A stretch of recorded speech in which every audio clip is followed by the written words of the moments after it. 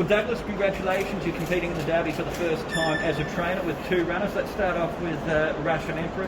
Is he hitting form at the right time? He certainly is.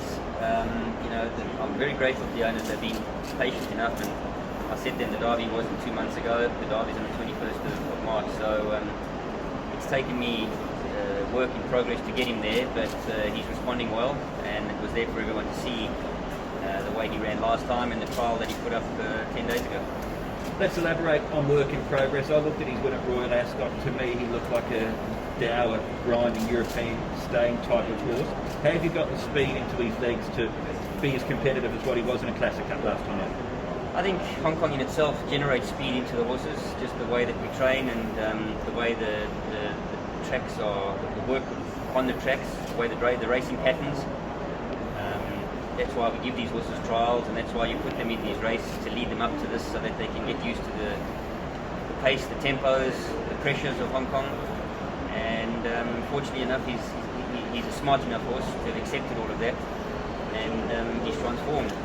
You're right, he was a very dour horse, and it took every inch of Royal Ascot's long straight to get over the top of those second and third horses. But it looked like once he got there, he won comfortably. And having worked with the horse now, that's exactly what he indicates to me. He'll do what you want him to do. I don't think he's going to be a horse that's ever going to win by a big margin. He's a horse that will do what you want him to do, and he's a colt, so he doesn't want to do more than he has to.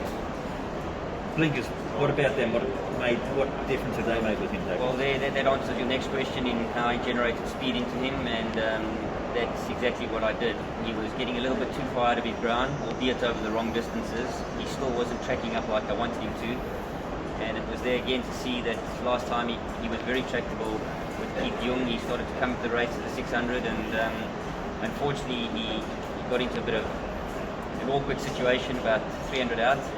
The horse was still a bit green, and Keith wasn't used to him. But he corrected himself, and Keith got hold of him, and that's what interested me most, and I liked about the race the most, is that he gathered himself up and he hit the line strongly, and he went past a lot of horses that were coming to the end of their run.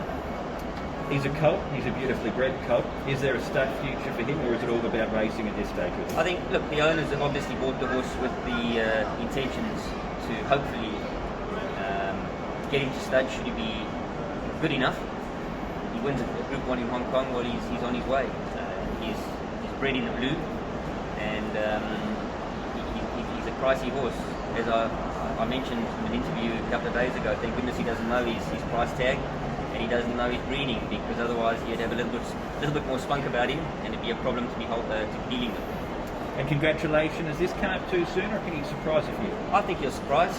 It has come up slightly soon. He's only had the one run in. I thought it was a run with a lot of purpose. I think he's come on tremendously from that run. He's probably the dark horse that's going to run a big race in this race. He's pleased me with everything he's done. I've got as much mileage as I possibly can into him, and his form abroad suggests that he deserves his chance to line up. What you do from that draw with him? Look, I'll discuss it with Tony Piccone, rode him, and probably I generally, when I was a jockey, these European horses, I prefer to ride them quieter and keep my reserves for the end. And being a French jockey, he's got great hands. He knows how to switch them off. So I'm presuming he will decide to ride him patiently. Terrific. Yeah. All the best, Doug.